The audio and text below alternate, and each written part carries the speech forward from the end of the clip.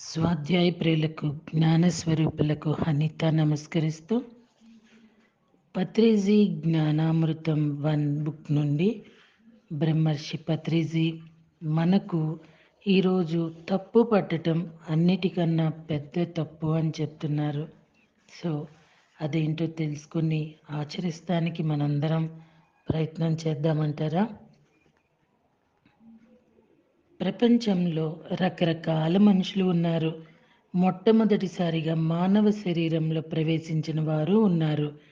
మానవ శరీరంలో ప్రవేశించి 10 జన్మలు తీసుకున్న వాళ్ళు ఉన్నారు. 20 జన్మలు తీసుకున్న వాళ్ళు ఉన్నారు. 100 జన్మలు తీసుకున్న వాళ్ళు ఉన్నారు. 500 జన్మలు తీసుకున్న వాళ్ళు కూడా ఉన్నారు. వీళ్ళందరి స్వభావాలు ఒకే రకంగా ఉండవు. మొట్టమొదటి మానవుడు తమోగుణ ప్రధానిగా వస్తాడు. కొన్ని జన్మలు తీసుకున్న తర్వాత మెల్లిమెల్లిగా ఆ గుణం మారిపోతూ రజోగుణ ప్రధానిగా తయారవుతాడు. ఆ తర్వాత మెల్లిగా మారుతూ సత్వగుణ ప్రధానిగా వస్తాడు. ఆ తర్వాత ఇంకా మెల్లిగా మారుతూ నిర్గుణి అయిపోతాడు. ఇలా మానవులు రకరకాల గుణ సంచయాలలో కూడి ఉన్నారు. మరి రకరకాల ఈ మానవుల కార్యక్రమాలు ఒకే రకంగా ఉంటాయా అంటే ఉండవు. రకరకాల గుణ సంచయాలు గల మానవుల కార్యకలాపాలు కూడా ఆయా గుణాలకు తగిన విధంగానే ఉంటాయి. ఒకరి కార్యకలాపాలు ఇంకొకరితో మరొకరి కార్యకలాపాలతో ఏకం కాజాలవు. అది అసంభవము. ఒకానొక తమోగుణ ప్రధాని అయిన వాడి కార్యకలాపాలు ఆ గుణానికి సంబంధించినవిగా పూర్తిగా ఆ గుణానికే అంకితమై ఆ గుణానికే ప్రతిరూపమై ఆ గుణానికే ఛాయ అయి ఉంటాయి. అలాగే ఒక రజోగుణ ప్రధాని అయిన వాడి కార్యకలాపాలు ఒకానొక తమోగుణ ప్రధాని అయిన వాడితో ఒకే విధంగా ఉండజాలవు. అది అసంభవం. ఎలా ఉంటాయి? ఏ వంట తింటే చేతికి ఆ వాసనే కలుగుతుంది. టమాటా వంట చేసుకొని తింటే చేతికి కాకరకాయ వాసన వస్తుందా? అలాగే మనం మన అంతరంగా ఏ గుణం కలిగి ఉంటామో మన కార్యకలాపాలు కూడా ఆ గుణానికి సంబంధించినవిగానే ఉంటాయి.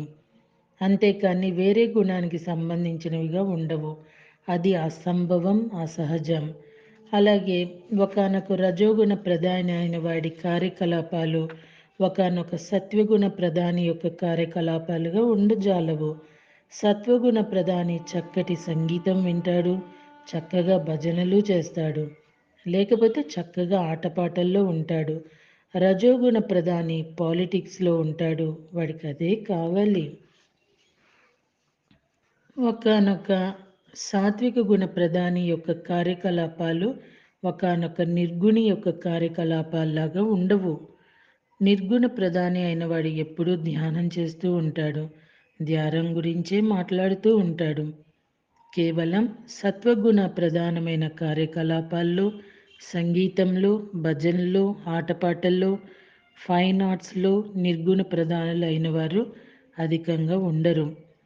కనుక చెప్పేది ఏంటంటే మానవుడు కార్యకలాపాల్లో, కార్యక్షేత్రాల్లో, కర్మక్షేత్రాల్లో వారి అంతర్గుణాల ద్వారా నిస్సహాయ బందీలు.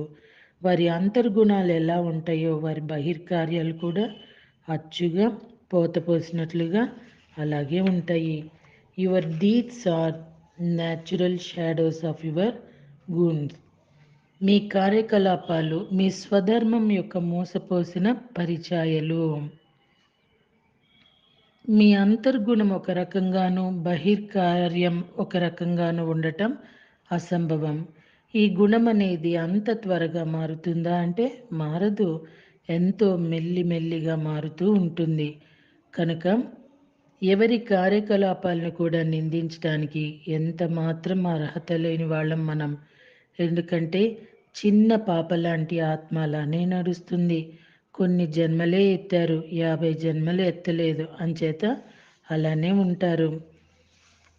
సో 5 జన్మలకు ఏ స్వభావాలు ఉంటాయో అవే ఉంటాయి. 50 జన్మలకు ఏ గుణగణాలు ఉంటాయో వారికి ఆ గుణాలే ఉంటాయి. అలాగే ఓ 1000 జన్మలు అప్పటికే తీసుకున్నవారు ఏ ఏ పనులు చేయాలో ఆ పనులే చేస్తారు. కనుక తప్పు ఎక్కడ ఉంది? తప్పనేది లేనే లేదు.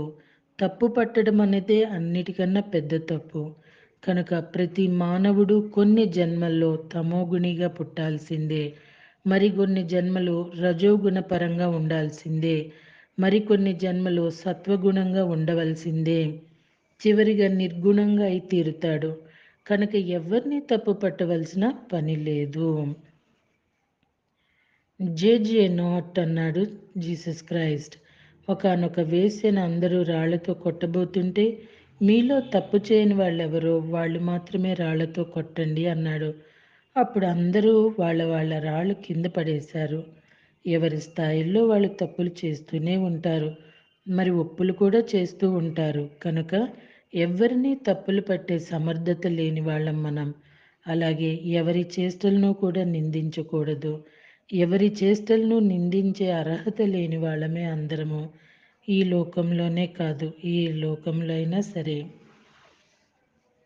సో అండి, పత్రిజీ మనకి ఎప్పుడూ కూడా నో కామెంట్, నో జడ్జిమెంట్ అని చెప్పటానికి కారణం, ఎవరి జీవితపు లైఫ్ డిజైన్ ఎలా ఉంటుందో వాళ్ళు అలానే బిహేవ్ చేస్తారు, వాళ్ళు అలానే మాట్లాడతారు. మనకి తెలీదు మనమున్న స్వభావంలో వాళ్ళు ఉన్న స్వభావము మనకి విడ్డూరంగా అనిపించవచ్చు, వికారంగా అనిపించవచ్చు. సో మనము ఎవరిని కామెంట్ చేయటానికి? మన జీవితాన్ని మనం సరిదిద్దుకోవాలి. నిజంగా పత్రిజీ అండి ఏది చెప్పినా కూడా అది ఆణిముత్యమే, తీసుకునేదాన్ని బట్టి ఉంటుంది. రియల్లీ మాస్టర్స్, మనం తెలిసి తెలియక మనము వేరే వాళ్ళ జీవితాలని, వేరే వాళ్ళ విషయాలని వాటిల్లో మనం జోక్యం చేసుకోవటం వల్ల ఉన్న కర్మలకి తోడు లేనిపోయిన కర్మల్ని తోడు చేసుకోవాలి. అవసరమంటారా మనకి? సో అండి, రేపటి రోజున చెయ్యవలసినవి చేస్తే అంటూ పత్రిజీ ఏం చెప్తున్నారో మరి ఆసక్తిగా వేచి చూద్దామా వినడానికి? Thank you.